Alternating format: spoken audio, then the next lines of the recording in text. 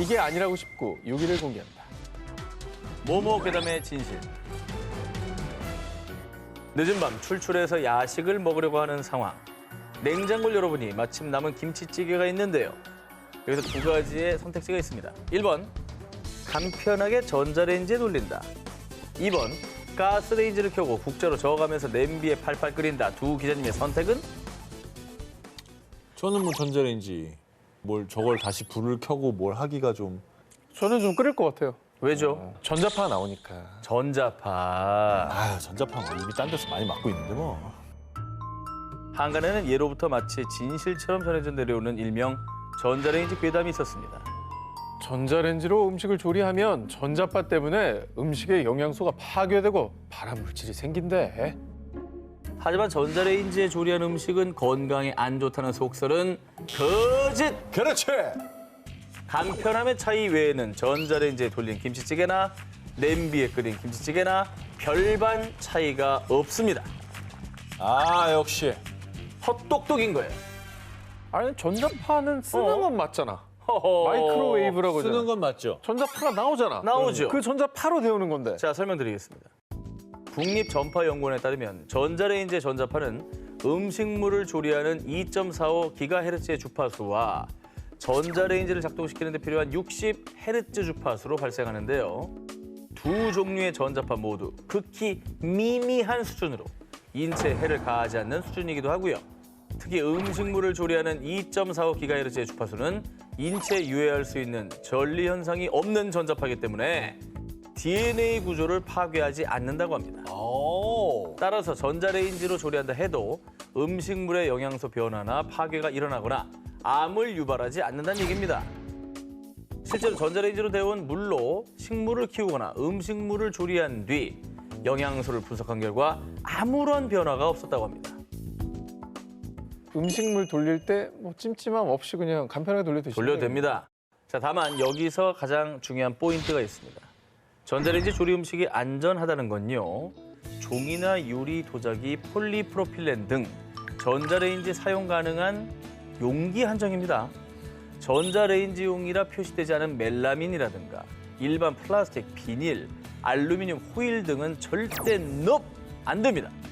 전자레인지 조리 음식, 조리 그릇에 전자레인지용 표시만 확인한 뒤 안심하고 드세요.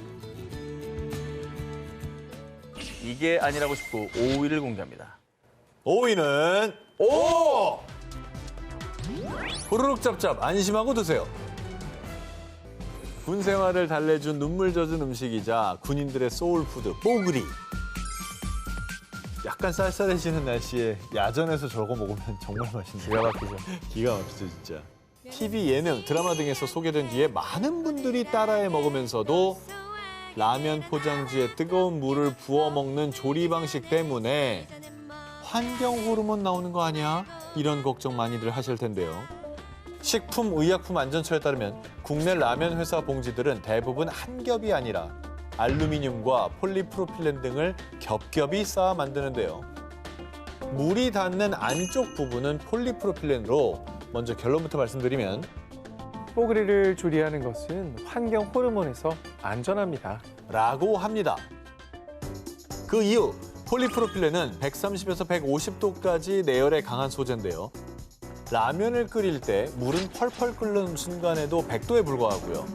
라면을 먹다 보면 물의 온도가 식기 때문에 열에 의해 환경 호르몬이 녹아서 검출될 가능성은 거의 없다고 합니다. 다만 식약처에선 라면 봉지에 뜨거운 물을 붓게 되면 화상을 입는 등의 위험이 있기 때문에 가급적이면 조리기구에 먹기를 권고하고 있는 건데요. 사실 좀 찝찝한 느낌이 있잖아요. 있었죠. 저 봉투에 그냥 먹으니까. 비닐이 구르니까. 저는 요 얘기 들으니까 그 생각 나거든요. 커피 믹스 종이컵에 타먹을 젓는 때 거? 결국에 이 젓는 거를 그 봉지로 많이 하잖아. 응. 그러면 이게 환경으로 먹지 않을까 걱정은 됐었거든요. 얘도 안 녹나? 식약처에 따르면 뽀글이는 되는데 커피 믹스는 안 되는 이유. 커피 믹스 봉지를 뜯을 때 코팅된 필름 부분이 벗겨질 수 있고 포장지에 인쇄된 인쇄 성분이 뜨거운 물에 녹아날 수 있다고 합니다. 근데 이건 직장인들이 탕비실에서 많이 하거든요. 그렇죠. 엄청 많이 이거는 하죠. 무조건 차라리 이제 티스푼 같은 거 하나 공용으로 하나 하시는 게 나을 것 같아요. 진짜 안 좋으니까. 언제 어떻게 먹어도 맛있는 라면 안심하고 맛있게 안전하게 끓여 드세요. 이게 아니라고 싶고 4위 공개합니다. 화상 입었을 때 뭐뭐하지 마세요. 이 이야기는 2022년 11월에 발생한 가상 사건입니다. 프리한 식구 녹화 전 컵라면을 먹고 싶었던 오모 씨. 전기포트에 물을 끓인 뒤 컵라면에 붓고 있었는데요. 그런데 아 뜨거. 아우 나한테 없어. 화상 입은 것 같아. 뜨거운 물에 손을 대어 심각한 화상을 입고만 오모 씨. 한시라도 빨리 응급조치를 취해야 하는 긴박한 상황. 하지만 화상 직후 잘못된 대처 방법으로 오히려 화상을 악화시키는 경우도 많죠. 자, 그렇다면 다음 중 오모 씨가 취해야 할 가장 적절한 응급처치 방법은 무엇일까요? 이야, 이거 궁금하다. 1번, 소주를 붓는다. 2번, 알로에를 바른다. 3번, 얼음 찜질을 한다. 4번, 된장을 바른다.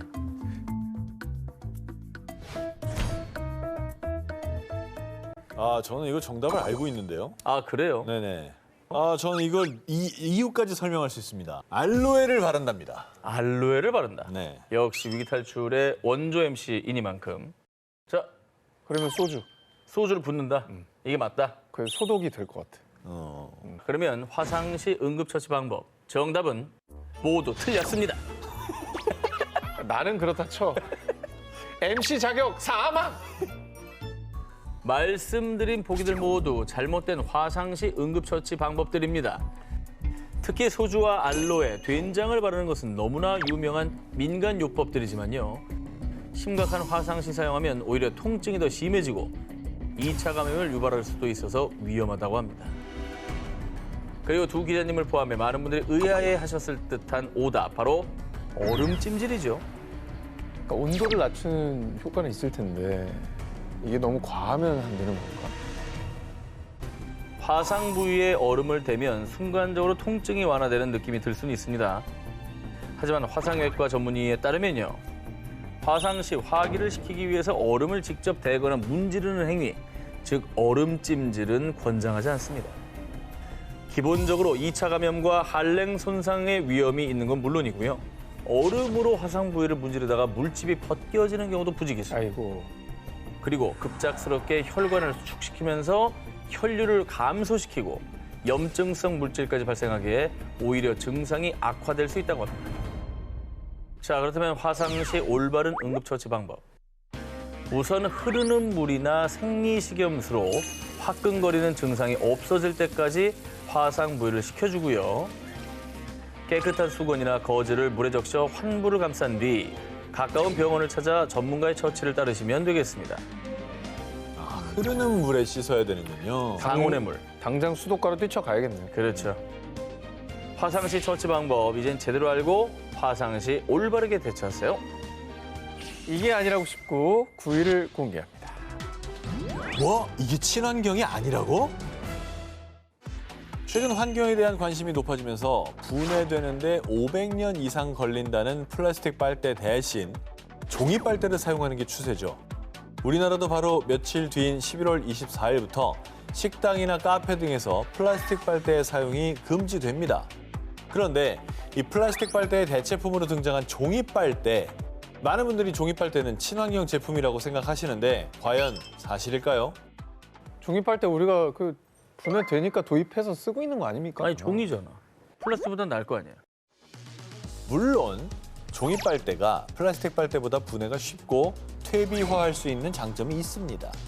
하지만 일부 종이 빨대는 일회용 종이컵처럼 액체에 쉽게 녹지 않도록 플라스틱의 일종인 폴리에틸렌 등으로 코팅을 하기 때문에 재활용이 되지 않고요. 그게 아니라고 해도 한 번 사용에 눅눅해지고 오염된 종이 빨대는 재활용 불가.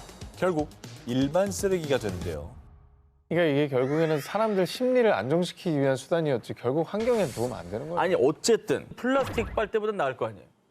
그것만 얘기해 주세요. 종이 빨대가 나무로 만들어져서 환경적으로 좋은 선택처럼 느껴질 수 있는데요.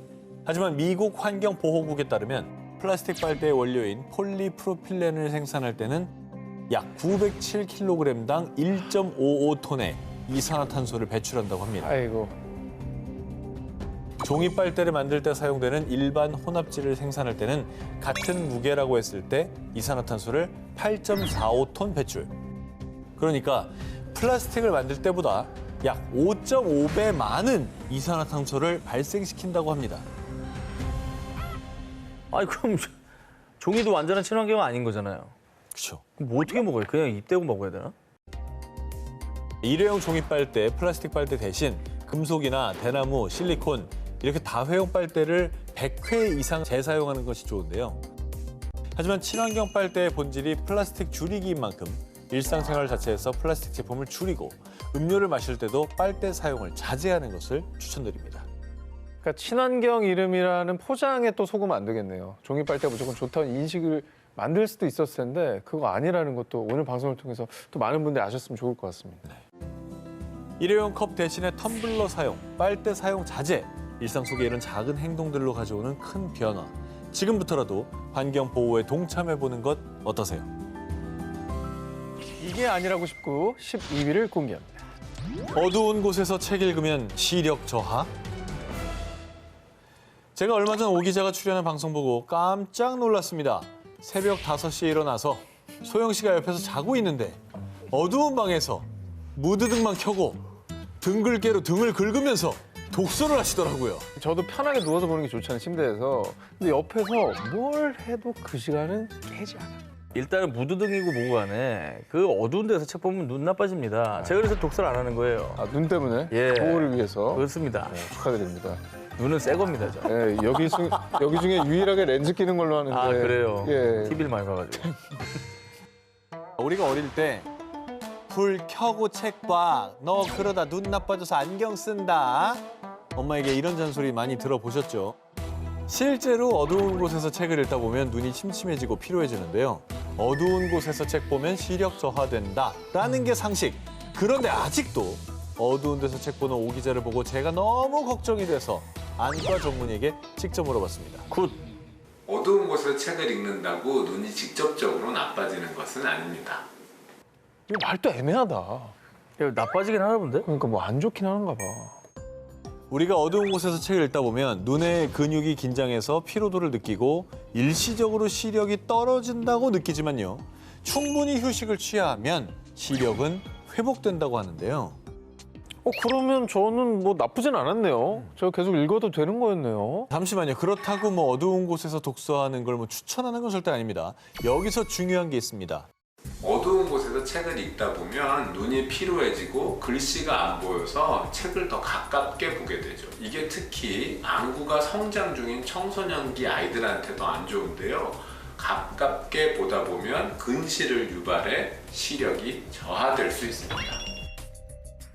그러니까 어두운 게 문제가 아니었구나. 가깝게 보는 게 문제였다는 거. 결국 그래서 가까워지는 게 문제였구나. 이건 맞는 거네. 책 이렇게 봐 하는 거. 근데 어두운 곳에서 그 정도 거리면 잘 안 보이니까. 그렇죠. 그러니까 어두운 곳에 가면 자꾸 가깝게 보니까 그래서 눈이 나빠진다 이 얘기였습니다. 책을 가깝게 보거나 누워서 스마트폰이나 뭐 전자기기를 장시간 가깝게 보는 행동은 눈 건강에 치명적. 자칫 안구 건조증, 뭐 녹내장 등을 유발할 수 있으니까요. 눈 건강을 위해서 적정 거리에서 바른 자세로 책을 보시기 바랍니다. 이게 아니라고 싶고 11위를 공개합니다. 요거트는 뭐뭐로 먹으면 안 된다. 두 기자님, 요거트는 왜 캔으로 나오지 않는지 생각해 본 적 있으십니까? 자, 유산균 아닙니까? 네. 캔 안에 살아있겠습니까? 왜요? 금속이랑 만나면 네. 유산균이 변질되거나 죽을 것 같아. 금속이랑 잘 안 맞을 것 같고. 안 맞아요. 오 기자도 비슷한. 아니 유산균 통이 저 금속에 나오는 거 봤냐고. 그렇다면 이건 어떻게 생각하십니까? 이게 뭐야? 요거트 제조 시설입니다. 스탠이네? 보시다시피 스테인레스 재질입니다. 말씀하신 대로라면 유산균 절대 금속에서 제조하면 안 되는 거 아닙니까? 배양할 땐 괜찮아요. 바로 떠내서 바로 저기 플라스틱에 담아내요. 그러니까 이게 편견인 건가? 유제품 캔에 안 먹는 게? 편견이라고? 배양되기 전이라 그러면. 생각해보면 태생부터 금속과 가까웠던 요거트. 하지만 오래전부터 쇠숟가락으로 요거트를 먹으면 유산균이 죽는다라고 알고 계신 분들이 많습니다. 결론부터 말씀드리자면 사실이 아닙니다. 아이고. 이게 요거트 우리가 시중에 파는 것도 플라스틱 숟가락이다 보니까 상상을 못했던 것 같아요. 쇠 숟가락으로 먹는 걸. 요거트는 우유에 유산균을 넣어서 발효시킨 건데요. 유산균은 발효 과정에서 우유에 유당을 분해해서 산성인 젖산을 만듭니다. 이 젖산이 요거트 특유의 새콤한 맛을 내는데요. 젖산의 산성 때문에 금속 숟가락과 만나면 산화 반응을 일으키고 유산균이 사멸된다는 말이 돌았던 겁니다. 너무 똑똑했던 거네. 하지만 요거트의 산성은 굉장히 약하기 때문에 쇠숟가락으로 요거트를 먹는 그 짧은 시간 동안 산화 반응이 일어나서 유산균이 사멸할 가능성은 아주 희박하다고 합니다. 그러면 쇠 숟가락으로 막 퍼먹어야겠네. 그 플라스틱은 환경에도 안 좋지 않습니까? 오. 우리는 닦아 쓸 수 있는 쇠숟가락 써도 되겠네. 그래. 그러면 뭐 쇠랑 만나면 뭐 사멸하고 이거는 가능성조차 없었던 터무니없는 얘기였던 건가요? 일반 철 같은 산화하기 쉬운 금속에 요거트가 오랜 시간 접촉한다면 유산균이 파괴될 수도 있습니다. 하지만 숟가락은 녹이 쉽게 생기지 않는 스테인리스로 만들어지는 데다가 결정적으로 앞서 보여드린 것처럼 뭐 요거트 제조나 발효 시설들도 스테인리스 스틸 소재로 만들어졌기 때문에 애초에 이게 성립이 안 되는 거죠. 말이 안 되네. 그러니까 뭐 영양소 파괴 걱정 이런 거 하지 마시고 쇠숟가락으로 편하게 드셔도 됩니다. 다만 코팅이 벗겨진 금속 용기에 덜어서 장시간 보관할 경우에는 산화 반응이 일어날 수 있어서 주의하셔야겠습니다. 그러니까 애초에 제조 시설이면 저게 다 파괴됐다는 얘기 아니야. 그러네. 그건 말이 안 되죠. 예. 근거 없이 떠들었던 잘못된 상식. 이제는 일회용 플라스틱 숟가락 대신 쇠숟가락으로 안심하고 요거트 드시기 바랍니다. 천재 물리학자 아인슈타인은 일반인의 뇌보다 뇌 용량이 약 15% 정도 더 크다는 말 한 번쯤 들어보셨을 텐데요. 과연 아인슈타인은 평생 동안 본인의 뇌 몇 %나 사용했을까요? 근데 원래 그런 얘기는 있었어요. 인간이 평균적으로 자기 뇌의 10%밖에 못 쓰고 아인슈타인이 15% 정도를 썼다. 이 5%의 차이로 그 사람이 인류 중에 천재 소리를 듣는 거다. 뭐 이런 얘기는 있었어요. 아인슈타인 모르겠고 저는 한 5% 쓰는 것 같은데요. 뇌를 많이 안 쓰는 것 같아요, 요즘에. 뇌순남입니다. 기억이 나는 것도 없고 어제 뭐 했는지도 기억이 안 나고. 네. 인간은 평생 뇌의 10%밖에 못 쓰고 죽는다는 말 한 번쯤 들어보셨을 텐데요. 하지만 이 얘기 과학적 근거가 없는 말입니다. 아이고. 이것도 아니에요? 미국 신경과학자 베리 고든 교수는 우리의 뇌는 아주 일부만 손상을 입어도 여러 기능 장애가 나타나는 걸로 보아 평생 뇌 10%만 사용한다는 건 말이 안 됩니다. 일부 과학자들은 무게로 치자면 체중의 2%밖에 차지하지 않는 뇌가 전체 에너지 20%나 소비하기 때문에 전체 용량의 90% 이상을 쓰지 않고 놀리고 있다는 것은 진화적으로도 비상식적인 일이라고 지적했습니다. 필요 없는 부분인데 이게 퇴화하지 않고 남아있다는 것 자체가 말이 안 되는 것 같긴 해요. 그렇죠. 그럼 인간은 뇌 몇 %를 사용한다는 거예요, 결국? 우리는 살면서 뇌 10%가 아닌 100% 모두 사용한다고 합니다. 특정 두뇌가 활동을 할 때 뇌 속에 수백억 개의 뉴런 중 약 5%가량이 활동. 그러니까 어떤 일을 할 때 뇌 100%가 동시에 사용되지 않을 뿐 인간이 생활하는 데 뇌 전 영역이 쓰인다고 합니다. 이에 대해서 G사 엔지니어링 이사이자 미래학자인 레이 커즈와이는요. 20살쯤 되면 인간은 뇌를 모두 사용하게 됩니다. 야, 100%를 다 쓰고 있는 거였구나, 내가. 그 뇌 자체가 문제가 있는 건가? 학자들에 따르면 선천적으로 타고난 부분이 있고 그 부분에 대해 선택과 집중을 잘했을 때 천재가 탄생을 한다는 건데요. 우리는 뇌 100%를 사용하고 있지만 어쩌면 잠자고 있는 두뇌 가능성을 10%밖에 개발하지 못한 건 아닐까요? 우리의 뇌, 더 이상 뇌 버려두지 마시고 나의 뇌는 어떤 곳에 더 발달돼 있는지 탐구해 보시면 어떨까요?